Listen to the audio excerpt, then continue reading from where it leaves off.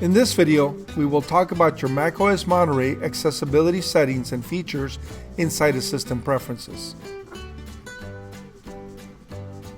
Most people think of accessibility features as things that only people with physical hearing or vision problems can use, but these settings can be used by anyone.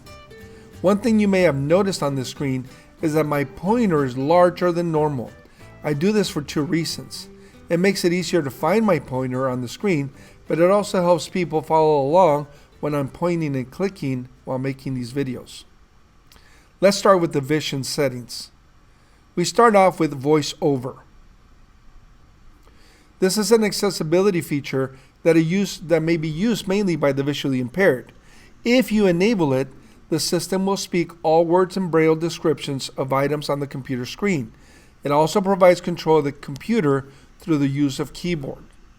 Once you enable it, you will need to use the keyboard shortcut to enable or disable it. If this is the first time using it, you can go through some training and even set up your voice so that the computer can recognize you. Welcome to VoiceOver. VoiceOver speaks descriptions of items on the screen and can be used to control the computer using only your keyboard. If you already know how to use VoiceOver, press the V key now. The next vision accessibility feature is called Zoom. You can turn on the keyboard shortcuts to allow you to zoom in and out of a window. But if you wish to zoom into any part of the screen, then you check off the second box and you press and hold the control key while swiping up and down on the trackpad with two fingers.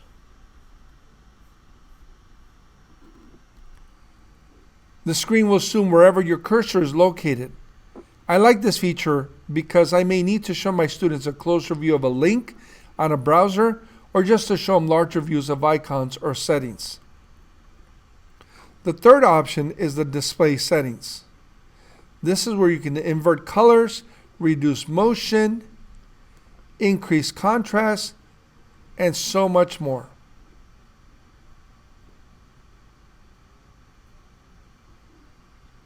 In the pointer tab, this is where I change my pointer size and also the color. The color filters tab is a way to remove distractions, or might be a way to remove distractions from the screen. You can select enable color filter options and choose grayscale to help you focus a little bit better. The spoken content option allows you to change the system voice. Most people recognize me by my voice. As well as the Siri voice. You can choose from various languages.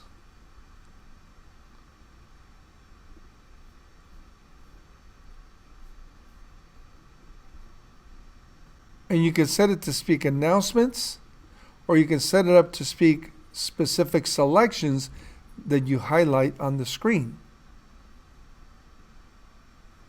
All you have to use is the Option Escape key for it to begin reading.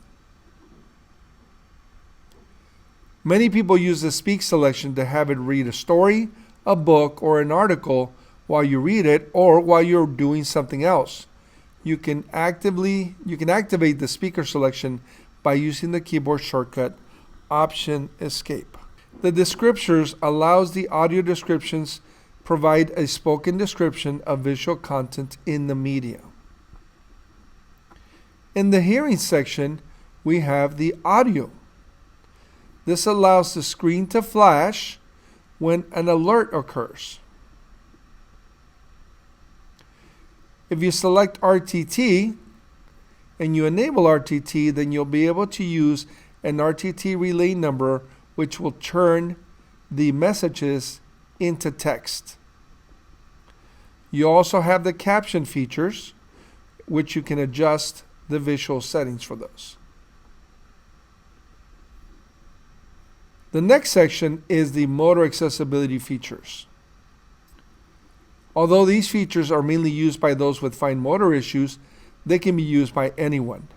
With voice control, you can control your computer by using the microphone and voice control commands. The keyboard settings have a dictation feature that you can use if that is what you truly need. I will enable voice control and have it open Keynote.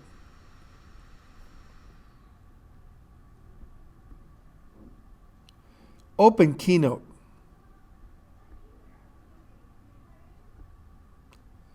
Quit Keynote. As you can see, I can choose a different language, and I can choose my microphone as well. In the keyboard section, you can enable full access to the keyboard and allow the computer to be controlled by the keyboard completely. These are some of the keys and shortcuts that you can use. The pointer control will allow you to change the click speed and the spring loading speed if needed. And in the switch control, it'll allow the computer to be controlled using one or more switches. These can be mouse, keyboard, gamepad buttons, or dedicated devices. And you can enable this as you wish. In the general option, you have Siri, and you can enable Siri to type. So when I click on Siri, I can then type.